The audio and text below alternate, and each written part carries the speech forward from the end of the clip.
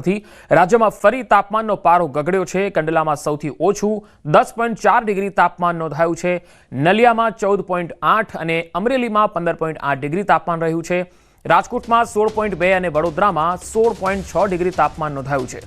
તો ભુજમાં 16.8, અમદાવાદમાં 17.5 ડિગ્રી તાપમાન રહ્યું છે। જો કે હજુ પણ આગામી દિવસોમાં ઠંડી વધવાની શક્યતા છે। તાપમાનનો પારો 2 થી 3 ડિગ્રી સુધી ગગડી શકે છે।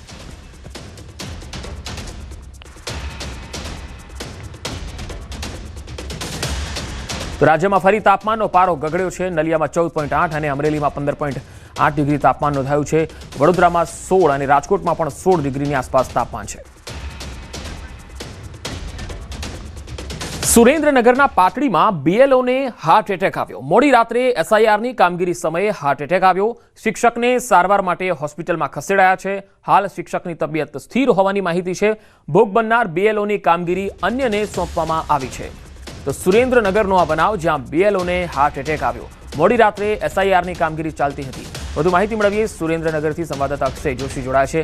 અક્ષય, આ બીએલઓને હાર્ટ એટેક આવ્યો છે, શું વધુ અપડેટ? जी ચોક્કસથી વાત કરવામાં આવે તો પાટડી શહેરની જે શાળા છે એમાં ફરજ બજાવતા જગમાલભાઈ મકવાણા છે તેઓ બીએલઓની કામગીરી મોડી રાત્રે કરી રહ્યા હતા। તે દરમિયાન તેમને અચાનક જે છે છાતીમાં દુખાવો ઉપડતા પરિવારજનો દ્વારા તેમને તાત્કાલિક હોસ્પિટલ ખાતે ખસેડવામાં આવ્યા હતા। જ્યાં ફરજ પરના ડોક્ટરોએ તેમને હાર્ટ એટેક હોવાનું જે છે નિદાન કરવામાં આવ્યું છે। હાલ જે છે શિક્ષકની પરિસ્થિતિ સંપૂર્ણપણે છે એ સારી હોવાનું ડોક્ટરો દ્વારા જણાવવામાં આવ્યું છે। પરંતુ ક્યાંક ને ક્યાંક આ જે બીએલઓની જે કામગીરી છે કામગીરીના ભારણને લઈને શિક્ષકને જે છે એ એટેક આવ્યું હોવાનું હાલ પ્રાથમિક વિગતો બહાર આવી છે। અને ક્યાંક ને ક્યાંક જે શિક્ષકો છે એમનામાં પણ આને લઈને રોષ જોવા મળી રહ્યો છે। જી અક્ષય, ખાસ આવા બીએલઓ કે જેમને હાર્ટ એટેક આવ્યા અથવા આરોગ્યની પરિસ્થિતિ નબળી પડી હોય ત્યારે તેમની જગ્યાએ પછી કોને કામગીરી સોંપવામાં આવતી હોય છે? જી જગમાલભાઈને હાર્ટ એટેક આવ્યા બાદ જે તેમની બીએલઓની કામગીરી છે પૂર્ણ કરવા માટે અન્ય બે જે શિક્ષકો છે એને તાત્કાલિક અસરથી આ કામગીરી સોંપવામાં આવી છે, જેથી કરી અને આ જે સરની કામગીરી છે બાકી ન રહે અને સમય મર્યાદામાં પૂર્ણ થાય તે પ્રકારનું તંત્ર દ્વારા આયોજન કરવામાં આવ્યું। જી અક્ષય, આભાર માહિતી આપવા માટે। તો એસઆઈઆરની કામગીરી સમયે હાર્ટ એટેક આવ્યો। બીએલઓને તબિયત લથડવાના જે કિસ્સાઓ છે એ ગુજરાતમાં ખૂબ વધ્યા છે। આ લગભગ ચોથો કે પાંચમો બનાવ હોઈ શકે છે।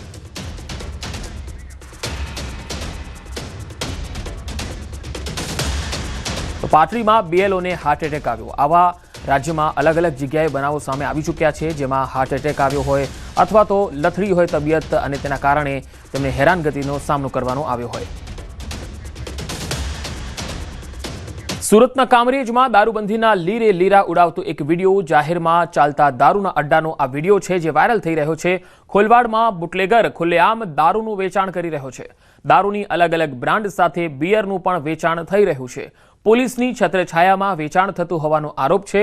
વિડીયો વાયરલ થયો છતાં બુટલેગરને કોઈનો ડર છે નહીં। તમે સુરતથી આ તસવીરો આવી રહી છે, જોઈ શકો છો। ખોલવાડનો આ વિડીયો છે। કામરેજના ખોલવાડ વિસ્તારમાં દારૂબંધીના લીરે લીરા ઉડી રહ્યા છે। અહીંયા જાહેરમાં જ એક બુટલેગર છે એ દારૂનું વેચાણ ખુલ્લેઆમ કરી રહ્યો છે। ના પોલીસનો ડર છે, ના કાયદાનો ડર છે, ના તો અહીંયા દારૂબંધી દેખાય છે। આ સ્માર્ટ સિટી સુરતની અંદર બેફામ તત્વો છે એ કેટલી હદે પોલીસના ખૌફને ખાઈ ગયા છે એ તમે જોઈ શકો છો। અને ખુલ્લેઆમ દારૂનું વેચાણ કરી રહ્યા છે। અને આપણે વાત કરી રહ્યા છીએ ગુજરાતમાં દારૂબંધીની, પરંતુ દારૂબંધી નહીં, શહેર શહેર ગામે ગામ માગો એટલો દારૂ મળે છે। આ વાસ્તવિકતા છે જેને સ્વીકારવી રહી અને તેની સામે કાયદો જે છે એને વામણો કરી દેવાયો છે, કારણ કે કાયદાના અમલદારો જે છે એ એટલી અસરકારકતાથી કામ નથી કરતા અને તેના કારણે આવા બુટલેગરો બેફામ બની રહ્યા છે। આ સ્થિતિ માટે જવાબદાર જે છે એ આપણું જ તંત્ર છે, પોલીસની ઢીલી કામગીરી પણ છે, સાથે સાથે આ દારૂબંધીના કાયદાની અસરકારકતાને નિષ્ફળ બનાવી દેનારા કેટલાક લોકોની પણ છે। તાજેતરમાં આપણે એક મંત્રીને પણ એવું કહેતા સાંભળ્યા હતા દારૂને લઈને, અને એ જ નિવેદન છે એ વિવાદિત પણ રહ્યું હતું। ત્યારે જ્યારે જનપ્રતિનિધિ અથવા તો કોઈ મંત્રી જ દારૂ અથવા દારૂ પીનારાને પોષતો જોવા મળે અથવા એને પ્રોત્સાહન આપતો જોવા મળે ત્યારે આ પ્રકારના દ્રશ્યો તો સામાન્ય છે। સુરત જ નહીં, તમને અનેક વિસ્તારોમાં આવા દ્રશ્યો મળશે અને હવે તો ગૂગલમાં પણ સર્ચ કરવાથી દારૂના અડ્ડા મળી જાય છે। વધુ માહિતી સુરતથી સંવાદદાતા કીર્તેશ પટેલ જોડાયા છે।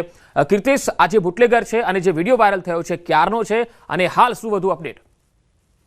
બિલકુલ, શુક્ર અથવા શનિવારે સુરતના કામરેજ જિલ્લાના ખોલવાડ ગામ ખાતે જાહેરમાં ચાલતા દારૂના અડ્ડાનો જાગૃત નાગરિકે વિડીયો બનાવી સોશિયલ મીડિયામાં વાયરલ કર્યો છે.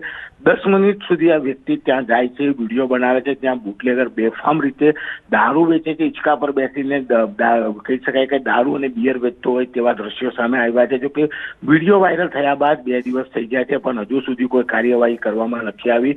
આજે પણ એજ ઇટ ઇઝ આ દારૂનો અડ્ડો ચાલી રહ્યો છે. કહી શકાય કે કામરેજ ગ્રામ્ય વિસ્તાર કહેવાય છે, સુરતની નજીકનો વિસ્તાર કહેવાય છે, અને અહીંયા બેફામ રીતે વેચાય છે. સાંજ પડતા જ અહીંયા જમાવડો થાય છે, મેળો લાગે છે, અને કહી શકાય કે દરરોજ 1.5 થી 2 લાખ રૂપિયાનો દારૂ આ બુટલેગર દ્વારા વેચવામાં આવે છે. તેના ઠાઠ વિડીયોમાં જ દેખાય છે કે હિંચકા પર બેસી પોતાના ઘરની બહાર જાહેરમાં દારૂ વેચે છે. અને જો આ રીતે દારૂ વેચતો હોય તો પોલીસને કેમ ખબર નથી પડતી, તે એક મોટો સવાલ છે. જો કે વિડીયો વાયરલ થતાની સાથે જ હવે પોલીસ દોડતી થઈ છે. ન્યૂઝ 18નો જે અહેવાલ છે તેને બાદ કહી શકાય કે અધિકારીઓને આ બાબતે જ્યારે સવારે પૂછવામાં આવ્યું ત્યારે ગલ્લા ટલ્લા કરવામાં આવ્યા છે. 2 દિવસ પહેલાનો આ વિડીયો છે, અને આ વિડીયો વાયરલ થયાના મેસેજ મળતા પોલીસ હવે દોડતી થઈ છે, કાર્યવાહી કરશે. પણ 2 દિવસથી વિડીયો વાયરલ થવા છતાં પોલીસે કોઈ કાર્યવાહી કરી નથી.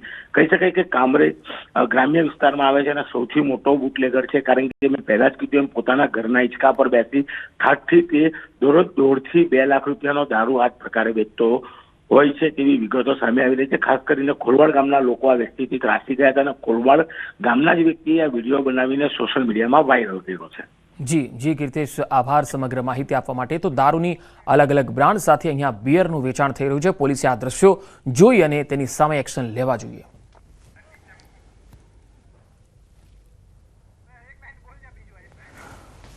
તો કામરેજના દ્રશ્યો કામરેજ પોલીસ માટે પડકાર આપનારા છે, અને કામરેજ પોલીસ હવે શું એક્શન લે છે તેની પર નજર રહેશે.